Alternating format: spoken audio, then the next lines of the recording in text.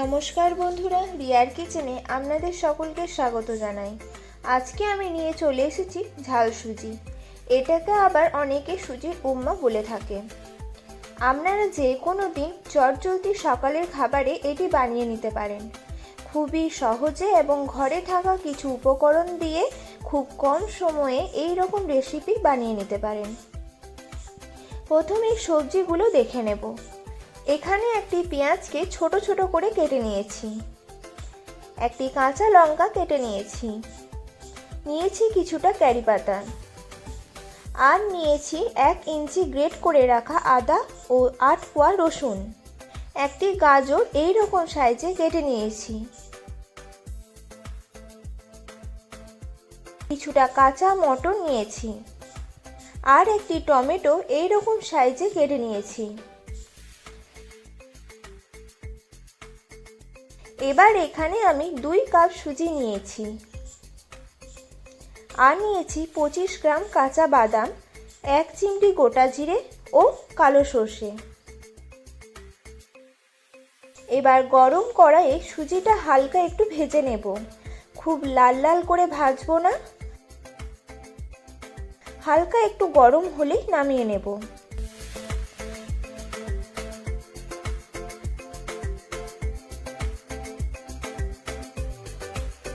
এবার কড়াইয়ে কিছুটা সাদা তেল দিয়ে কাঁচা বাদামগুলো ভেজে নেব।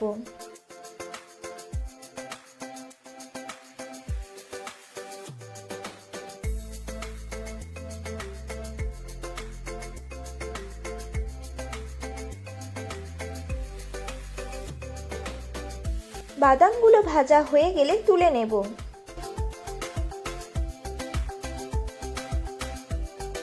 এবার আরও কিছুটা তেল অ্যাড করে দেব, সাথে 1 টেবিল চামচ ঘিও অ্যাড করব। এখানে ঘিয়ের ব্যবহারের কারণে ঘিয়ের ফ্লেভারটা খুব ভালোভাবে পাওয়া যায়। এবার দিয়ে দেব কারি পাতাগুলো, আর দিয়ে দেব গোটা জিরে ও কালো সর্ষে। এইগুলোকে একবার ভেজে নিয়ে দিয়ে দেব কুচিয়ে রাখা পেঁয়াজগুলো,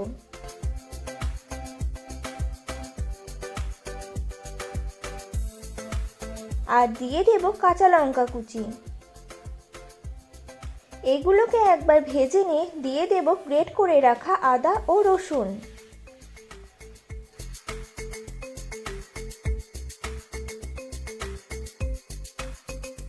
এবার দেব কুচিয়ে রাখা টমেটো,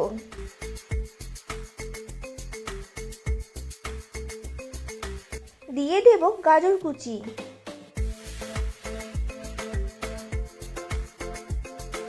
আর দিয়ে দেব কাঁচা মটর। এবার এগুলোকে ভালোভাবে ভেজে নেব।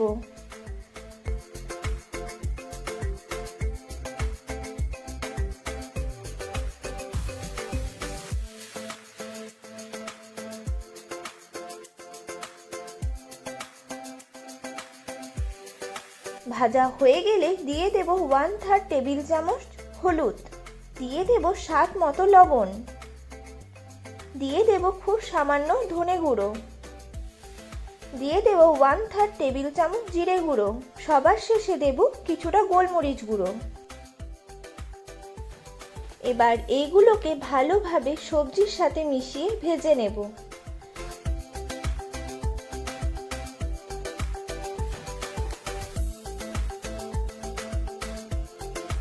এবার সুজিটা দিয়ে দেব এবং ভালোভাবে সবজির সাথে মিশিয়ে নেব।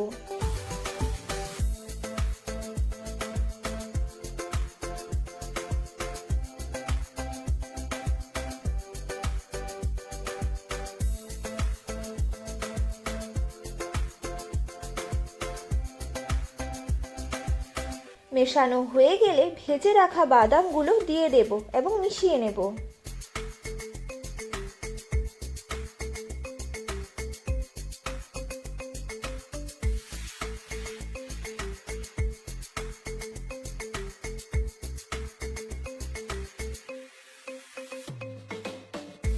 এবার 2 কাপ রুম টেম্পারেচারে রাখা জল দিয়ে দেব এবং ভালোভাবে মিশিয়ে নেব।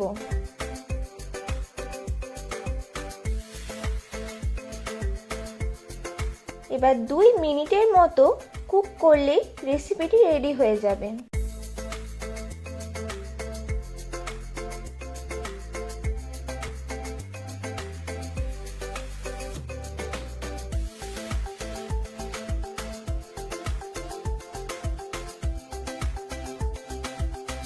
এবার কিছুটা ধনেপাতা কুচি ছড়িয়ে রেসিপিটি শেষ করব।